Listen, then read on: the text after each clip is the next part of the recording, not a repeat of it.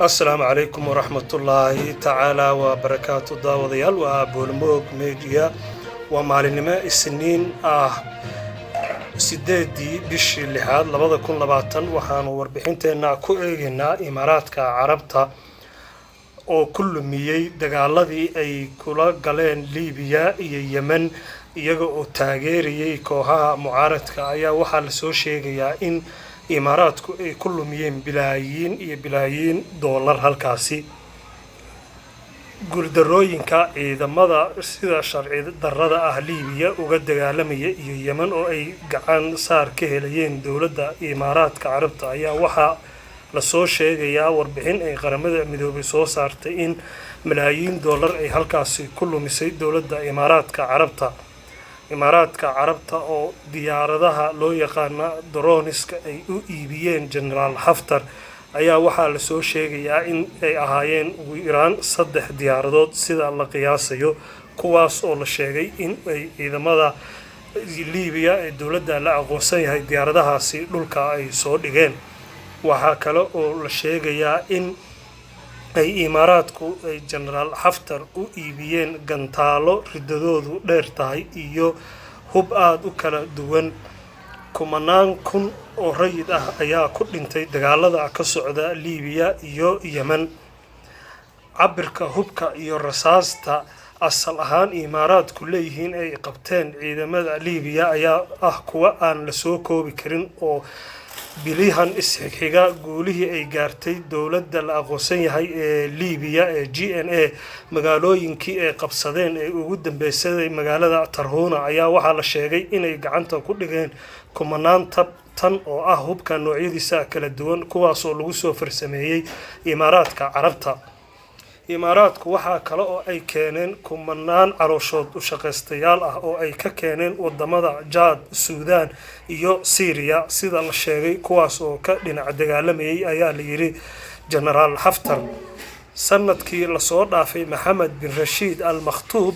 oo ah madaxweyne ku xigeenka Imaaraadka waxa uu ka falceliyay xaaladda kulan qarsoodi ah oo uu la qaatay amaba uu la qaatay siyaasiga dalkaasi ee General Haftar haddaba gawaarida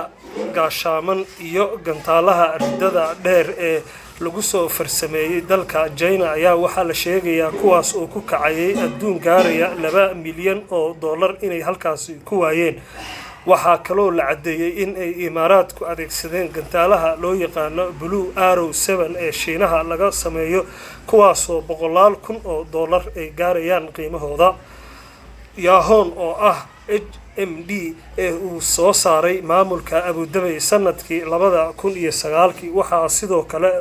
lagu adeegsadaa duqeymaha cirka kuwaas oo la siiyay General Haftar ayaa waxa la soo sheegayaa in ay gaarayeen adduun dhan 25 milyan oo dollar iyagoo lagu qiyaasay 1.5 tan oo rasaas ah in ay xambaaraan gantaaladaas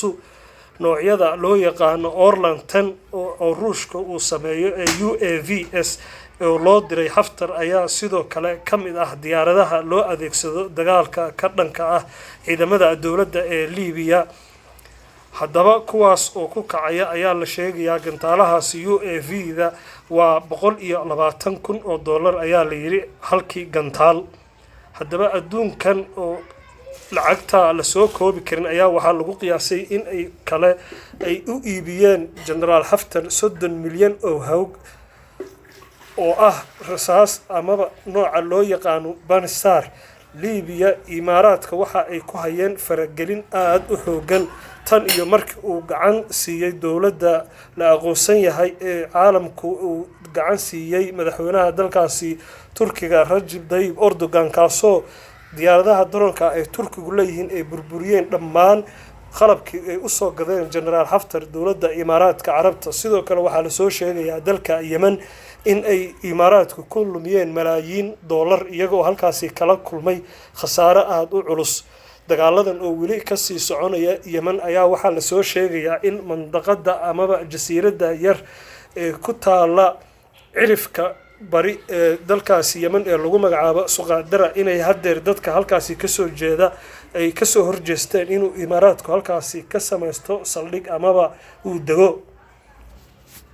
haddaba dagaaladan oo sii daba dheeraaday ayaa waxaa lasoo sheegayaa in ay kuwa Liibiya soo afjarmeen kadib markii ay dowladda la aqoonsan yahay ee gabi ahaanba qabsatay fariisimaadka uu lahaa Generaal Haftar iyadoo lagu soo waramayo inuu jananku u baxsaday dhanka iyo Masar walow aan wararkaasi la hubin amaba aan la cadeyn karin hase ahaatee waxaa muuqata inay awoodiisii gabi ahaanba muuqmatay waa Boolimoog Media tan iyo kulanti dambe oo xiiso leh daawadayaal. Assalaamu calaykum waraxmatullaahi